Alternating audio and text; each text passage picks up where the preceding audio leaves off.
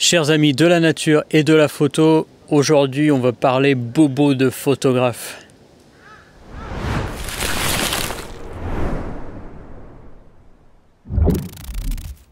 C'est un sujet qui est pas vraiment rigolo et sincèrement j'avais pas trop envie d'en parler. Mais comme ça va impacter la chaîne pour les prochaines semaines, je suis un peu obligé et je veux aussi être complètement honnête et transparent avec vous. Donc on va parler de ce qui m'est arrivé très récemment et je voudrais aussi étendre un peu cette conversation vers comment manager votre vie de photographe d'un point de vue physique. Alors dans cette vidéo, je vais principalement vous parler. En plus, je suis venu avec Cholhi, a.k.a. Kim, qui est parti, je sais pas où d'ailleurs là, il est parti prendre des photos. Donc s'il voudra bien me prêter quelques photos qu'il aura prises ce soir, ça sera avec plaisir que je vous les montrerai.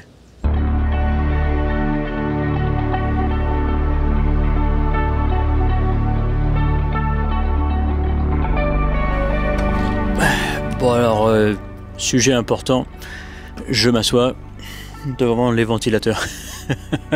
Bon alors, je vais commencer directement la vidéo par la raison pour laquelle je fais cette vidéo et pas une vidéo habituelle avec moi caméra en main, ou plutôt sur le pied. Récemment, j'ai eu quelques petites douleurs sur l'extérieur du genou. Je suis allé voir le docteur approprié et après radio et échographie, il a trouvé que j'avais 2 fractures sur le pied, des fractures plutôt anciennes, mais une qui n'avait pas vraiment guéri et qui continuait une inflammation dans la cheville, et surtout un tendon qui est non fonctionnel. Alors c'est le mot officiel qui m'a sorti. Je sais pas trop ce que ça veut dire pour être honnête, sauf que quand il a mis le doigt dessus, j'ai sauté au plafond, mais sinon apparemment c'est pas bien et ça crée des inflammations. Donc il m'a fait des piqûres sur la cheville, il m'a fait des piqûres dans les ischios et les mollets, puisque les muscles étaient aussi inflammés parce que mon genou était devenu instable du fait de l'instabilité créée par les inflammations et ce ligament non fonctionnel dans ma cheville. Mais ce que ça veut vraiment dire pour moi, c'est que je ne vais pas pouvoir randonner ou faire du sport d'ailleurs pendant quelques semaines. Et c'est bien dommage parce que j'avais plusieurs plans sur plusieurs randonnées sur les semaines qui viennent et ben j'ai dû annuler. Mais et c'est vraiment ce qui motive cette vidéo, c'est que, hormis le fait que je suis prêt à faire tous les traitements nécessaires et la kiné après, histoire de m'assurer que je ne sois plus jamais affecté par tout ça, dans ma vie de randonneur et de photographe, ça m'a quand même bien flingué le moral. J'ai vraiment, même à l'heure à laquelle je vous parle là maintenant, j'ai pas trop envie d'en parler, c'est pas le genre de truc qu'on fait sur YouTube, quoi. Ça va me flinguer les vues, mais bon, qu'est-ce que vous voulez, c'est comme ça. Ça m'a vraiment flingué le moral. J'ai l'impression que, je sais que c'est pas vrai, hein, mais j'ai l'impression que voilà, je vais plus pouvoir randonner, que c'est la fin de ma carrière de photographe de nature. Enfin, vous voyez, quand on a un problème de santé en général, le mental glisse avec, quoi. Et bien justement, c'est ce dont je voulais vous parler aujourd'hui. Donc je vais mettre la caméra ici, histoire que vous voyez les magnifiques ventilateurs derrière moi pour vous parler du sujet du jour.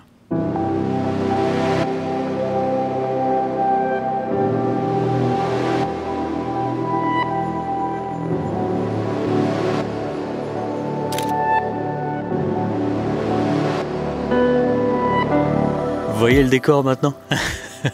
Alors oui, ce dont je voulais vous parler aujourd'hui, c'est ce que ça veut dire d'être photographe d'un point de vue physique et mental. Vous le savez, la photographie, évidemment, c'est un art. Ça veut dire qu'on se sert de son corps et de son esprit pour pouvoir faire des créations. Ça veut dire que et le corps et l'esprit doivent fonctionner correctement, un minimum, pour pouvoir faire notre travail. Et si eh bien, un des deux flanche, c'est compliqué. Alors bien sûr, il y a des artistes fous, on va dire, ou des artistes déprimés, tristes à la Baudelaire. Oui, bien sûr. Moi personnellement, je suis quelqu'un de plutôt positif dans mon travail, donc j'ai besoin d'avoir mon corps qui fonctionne correctement pour aller dans des endroits eh bien, plus faciles d'accès qu'ici, et j'ai besoin d'avoir un mental suffisamment cohérent pour pouvoir utiliser mon matériel, prendre des photos qui me plaisent et qui, je l'espère, donc vous plairont, et qui, en plus je l'espère, et en tout cas j'y mets tout mon cœur, apporte quelque chose à l'art de la photographie. Ça veut dire mon chemin à travers l'art de la photographie. Et c'est là qu'intervient justement ma blessure. Parce que vous le savez, vous avez été blessé forcément dans votre vie. Quand on est blessé et que c'est un gros bobo, le mental il en prend un coup. Et je suis arrivé à un moment où de toute façon je ne pouvais pas sortir faire du sport ou aller à la montagne. Donc comme ça c'est réglé. Mais j'avais même pas envie. Et ça, c'est pas du tout un état d'esprit dans lequel on peut être un artiste, dans lequel on peut être un photographe. Donc, si j'ai vraiment un gros conseil à vous donner de cette situation malchanceuse, c'est que si vous voulez être un artiste photographe, et je vais parler des professionnels juste après, il faut absolument que vous mainteniez, ouais, ça a l'air bon ça, non ? Dites-moi en commentaire si c'est bon ou pas, tout d'un coup j'ai un doute. Bref, un niveau de santé acceptable, autant physique que mental, ou en tout cas que vous trouviez un équilibre entre ces deux aspects de la vie pour pouvoir donner de l'énergie à votre créativité. Deuxième point, c'est plus pour les professionnels. Je l'ai dit juste avant, le métier de photographe, c'est un métier physique, en plus d'être un métier où il faut être sain dans la tête. Et ça veut dire que si vous repoussez trop souvent vos limites pendant des jobs photos, c'est-à-dire de manière hebdomadaire, ou journalière, je vous le souhaite, comme ça vous gagnerez plus d'argent encore, vous ne pourrez pas durer longtemps. Ça, c'est le gros questionnement de tous les métiers physiques, c'est que si on veut faire ce métier toute notre vie, il faut que ça dure toute notre vie. Et l'expression de papa, si on tire trop sur la corde quand on est jeune, comme j'ai dû le faire avec ma cheville, il y a un moment où la corde elle casse. Pour moi, c'est aujourd'hui. Heureusement, c'est un gros avertissement, mais c'est pas un stop, quoi. Mais qui sait, demain, si je ne fais pas attention à moi, ça peut être un stop. Et évidemment, je pense que vous êtes comme moi, j'ai pas envie d'en arriver là. Et le deuxième aspect de la photographie, c'est que pour une minorité d'entre nous, c'est pas une passion, mais pour la majorité des photographes professionnels, c'est une passion avant tout. Alors on s'entend, vous le savez, si vous êtes professionnel aussi, il y a tout l'aspect business qui enrobe notre passion, qui fait que notre passion, du coup, parfois, elle prend un peu le siège passager et c'est dommage. Mais le cœur de notre activité reste tout de même notre passion pour cet art de la photographie. Et donc, ça veut dire que quand on se met comme ça à 100% dans un métier qui est physique et qui demande des capacités mentales, je ne parle pas d'être particulièrement intelligent, hein, je dis juste qu'il faut être dans un bon état d'esprit pour prendre des bonnes photos. Si on ne peut pas avoir ces deux choses-là longtemps, alors on ne peut plus faire notre métier. Et moi, personnellement, j'ai envie de continuer de faire mon métier jusqu'à ce que mon corps lâche quand je serai bien trop âgé. Et peut-être que je prendrai des photos de vieux à 90 ans, toutes tremblées. Et en tout cas, moi, ça me fait rêver. Et si mon corps me dit stop, ça va être un coup au moral terrible. Parce que si je n'ai plus mon corps ou si j'ai plus l'esprit pour pouvoir continuer ce métier, alors je n'ai plus rien. Ça, c'est vraiment une vérité, on va dire, profonde, entre guillemets, du métier de photographe.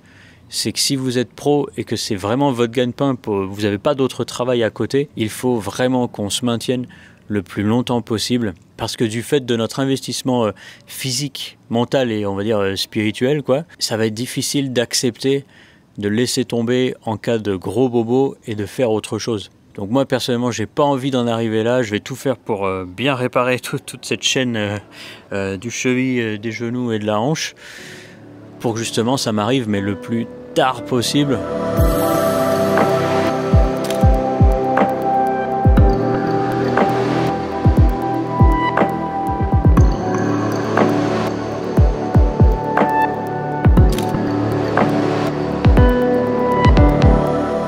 Attention pour les théâtreux et les gens qui ont besoin de mettre en scène leur photographie. Vous avez vu, j'étais à droite de l'écran, je regardais vers la gauche. C'est souvent quelque chose qu'on fait quand on regarde le passé. Je vous parlais de mes blessures. Ensuite, je vous parlais de la situation présente, j'étais au milieu du cadre. Mais maintenant, je vais vous parler du futur. Et regardez, je suis à gauche et je regarde vers la droite de votre écran. Ça veut dire que je suis tourné vers l'avenir. Vous avez vu? C'est pensé cette affaire, hein? Comme j'essaye de faire une chaîne YouTube où il y a un minimum de contenu éducatif, personnellement je ne me vois pas comme un prof, j'ai un peu le syndrome de l'imposteur, j'en ai beaucoup parlé, vous savez ce que c'est, mais je vais quand même vous donner quelques conseils par rapport à comment entretenir tout ça, histoire que vous repartiez avec une petite dose d'optimisme. Restez jusqu'au bout, je sens bien la petite blague. Alors le premier truc, je vais commencer par le plus facile et le plus difficile à la fois, c'est le mental. J'en ai parlé sur ma vidéo avec le Pelong Namu, le myrte de crêpe. Gardez toujours l'état d'esprit de celui qui veut apprendre. Et ça, c'est super important, quel que soit votre niveau débutant ou expert, quel que soit le shoot que vous faites, gardez toujours à l'esprit qu'il faut tout le temps apprendre quelque chose, que notre métier, c'est un métier d'art et que donc il n'y a rien d'écrit, il n'y a rien de scellé. Toujours, c'est dans l'évolution. Et vous et moi, on a une chance incroyable, c'est qu'on peut développer notre passion à l'infini. Donc pour notre santé mentale, restons dans la posture de l'enseigner. C'est comme ça que l'on grandit, c'est comme ça qu'on garde la flamme et c'est comme ça qu'on reste sain à l'intérieur. Pour ce qui est du corps, j'en ai parlé un petit peu avant, pour les professionnels, on tire toujours sur la corde quand on est professionnel. Je ne sais pas quel type de shoot vous faites pour l'argent, mais que vous soyez, je sais pas moi, dans des studios avec des mannequins, avec des mariés pendant leur cérémonie de mariage, en train de faire de la randonnée à la montagne, peu importe où vous êtes, de toute façon, vous mettez à rude épreuve votre corps. Le plus dur dans notre métier, et ça marche aussi pour les amateurs, c'est de savoir où est la limite pour rester tout le temps dans la zone où j'en fais un peu plus, mais pas trop pour pas me mettre en danger. Et c'est vraiment pas facile. Moi, personnellement, je vais pas faire genre je ne sais pas où est cette zone. Je la cherche encore. Visiblement, mon corps m'a dit que j'en étais sorti. Donc, j'ai pris une leçon. C'est pas facile à trouver, mais en tout cas, essayez de vous reposer quand c'est le moment de vous reposer. Faites pas semblant, reposez-vous. Et quand c'est le moment de travailler, ouais, donnez tout, mais sortez pas de la zone de donner juste un petit peu plus, mais pas trop. Et une dernière chose qui marche pour tout le monde, pas juste les photographes, mais c'est toujours bon à rappeler, évidemment, s'il y a un bobo, donnez tout, et là sortez de toutes les zones que vous voulez, pour vous rétablir et repartir encore plus fort. Moi, sincèrement, ça me saoule d'avoir annulé des randonnées et un job, mais je sais que si je veux en faire encore longtemps, il faut que je donne tout pour réparer ça. Je regarde une série télé en ce moment qui m'a été recommandée par un ami, et bon, j'aime plutôt bien, mais j'ai l'impression de perdre mon temps, pour vous dire la vérité. Mais voilà, vous avez compris le message, s'il y a un bobo, il faut réparer, et on ne répare pas à demi-mesure, parce que ça voudra dire plus gros bobo après, donc réparer à 100%. Voilà, je ne sais pas si j'ai encore de meilleurs conseils à vous donner d'homme de 38 ans, donc ultra sage, hein, vous pouvez me faire confiance, sur l'aspect physique et mental de notre métier pour pouvoir le faire le plus longtemps, pour pouvoir durer dans notre passion. Bon, entre ces monologues, vous avez sûrement vu quelques photos de Charlie. Mec, je te remercie de m'avoir donné ces quelques photos. Charlie, il est très intéressant. Bon, d'abord, il est belge, donc forcément, il est intéressant. Et j'aimerais bien faire une petite série à l'avenir avec une interview d'autres photographes pour voir leur chemin de vie et les conseils qu'on pourrait retirer de leur chemin de vie. Donc si c'est quelque chose qui vous intéresse, n'hésitez pas à vous abonner pour ne pas rater de futures vidéos. Bon, je l'ai vu monter un petit peu plus haut avant. Je vais aller le rejoindre, voir qu'est-ce qu'il va nous concocter de ce magnifique paysage.